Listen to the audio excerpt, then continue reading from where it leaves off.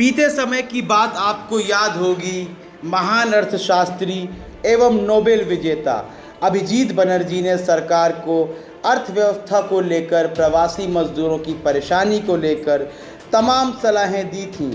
वह फिर से अपनी सलाह लेकर वापस आ गए हैं और फिर से अपने बातों को दोहराते हुए नजर आ रहे हैं।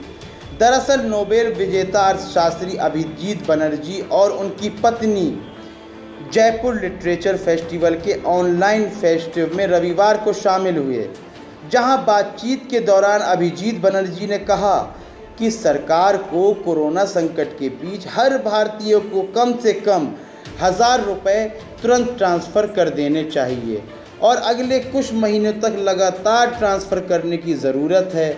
इसके अलावा उन्होंने कहा कि one nation one ration card को जल्द से जल्द लागू किया जाना चाहिए।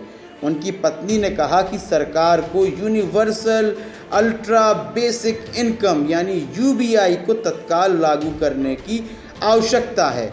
जन धन योजना इसी का एक स्वरूप है।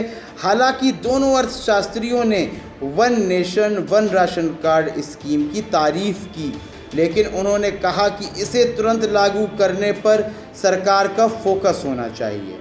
अभिजीत बनर्जी ने कहा कि जब तक कोई वैक्सीन नहीं बन जाती तब तक संकट बना रहेगा। इस महीने की शुरुआत में अभिजीत बनर्जी ने कहा था कि कोरोना संकट की वजह से भारतीय अर्थव्यवस्था के सामने 1991 के मुकाबले बड़ा पेमेंट संकट आ सकता है। उन्होंने जीडीपी में भी बड़ी गिरावट का अनुमान लगाया है।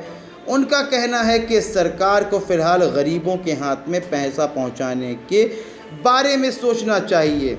आपको क्या लगता है, क्या वाकई में गरीबों को प्रति माह 1000 रुपये दिए जाने चाहिए?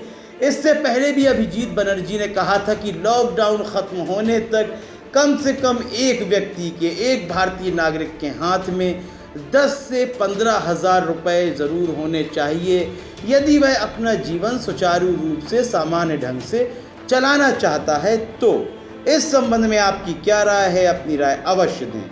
SPN 9 के लिए फरहान उद्दीन की रिपोर्ट।